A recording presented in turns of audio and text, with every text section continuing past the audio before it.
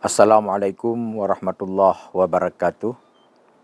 Alhamdulillahilladzi qala ya ayyuhalladzina amanu kutiba alaikumussyam kama kutiba alal ladzina min qablikum la'allakum tattaqun. Wa usalli wa usallimu ala sayyidina wa habibina Muhammad wa ala alihi wa sahbihi wa man tabi'ahu bi ihsani ila yaumil mi'ad, amma ba'd. Kaum muslimin, kaum muslimat yang dirahmati Allah, kita sekarang ini berada di dalam satu bulan yang mana sangat agung, bulan yang menjadi penghulu dari segala bulan, yaitu bulan Ramadan. Tentunya bulan ini Allah istimewakan dengan menggandakan amal-amal, pahala-pahala amal yang kita lakukan di dalam bulan ini. Tentu bagi seorang muslim dan muslimat, kesempatan yang Allah berikan di dalam bulan ini pasti tidak akan pernah kita sia-siakan untuk memperbanyak amal-amal kebaikan kita. Kalau kita di luar bulan puasa, amal saleh yang kita lakukan, Allah batasin pembalasan yang diberikan kepada kita dalam setiap amal saleh yang kita lakukan. Tetapi amal saleh yang kita lakukan di dalam bulan puasa ini, pembalasan dari Allah tidak ada batasan-batasan seperti 10, 60, 70, 100 dan sebagainya. Untuk itu kami berharap kepada seluruh kaum muslimin dan kaum muslimat, mari sama-sama kita makmurkan bulan suci Ramadan ini dengan aktivitas-aktivitas yang produktif, aktivitas yang menjadikan amal saleh bagi kita semuanya. Karena orang yang mampu memakmurkan bulan suci Ramadan ini, mampu mengkhatam Al-Quran, mampu memperbanyak salawat kepada Rasulullah sallallahu alaihi wasallam, mampu memperbanyak ibadah salat sunnah di dalam bulan puasa. Witir mampu kita lakukan 11 rakaat. Salat tarawih 20 rakaat. Dan kegiatan-kegiatan yang lain. Itulah tanda-tanda orang yang betul-betul memperoleh kemenangan yang sebenarnya.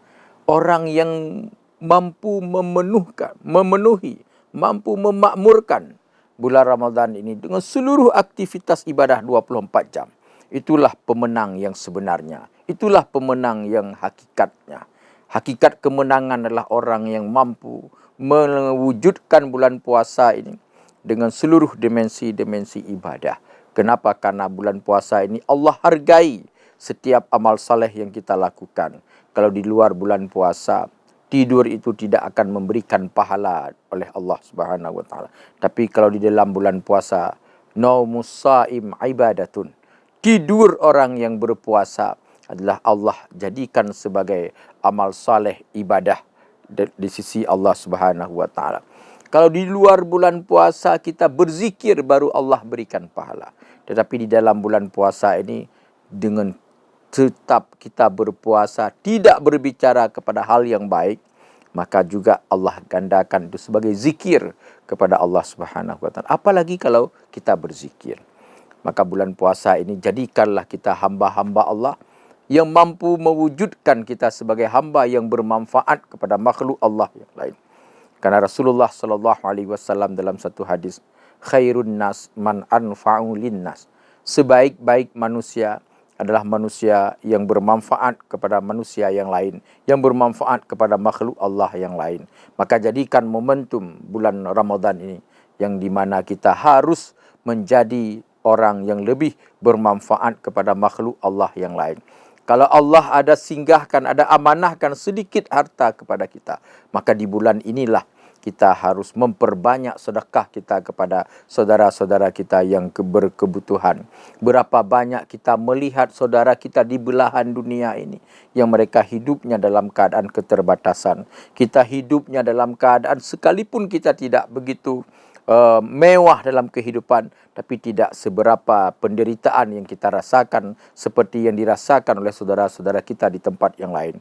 Untuk itu kaum muslimin, kaum muslimat yang berbahagia, marilah kita jadikan bulan puasa ini bulan yang di mana kita memperbanyak amal saleh, bulan yang di mana kita menjadikan saudara-saudara kita merasain apa yang kita rasakan. Saudara-saudara kita bisa menikmati apa yang kita nikmati. Itu mari kita sedikit berbagi di dalam bulan puasa ini. Dan juga bulan puasa ini mari kita hidupkan setiap malam itu dengan amal saleh, dengan bermunajah kepada Allah Subhanahu wa taala. Apapun problem yang ada, untuk menjadi manusia pemenang yang sebenarnya, yaitu bermunajahlah kepada Allah. Bangun lebih awal daripada waktu sahur. Disitulah tempat kita syurhat, tempat kita mengadu kepada Allah Subhanahu wa taala terhadap apapun yang kita hadapi selama ini. Terhadap problem apapun yang kita hadapi selama ini, disitulah momen di mana kita bermunajah kepada Allah, bermohon kepada Allah, memperbanyak doa kita kepada Allah Subhanahu wa taala.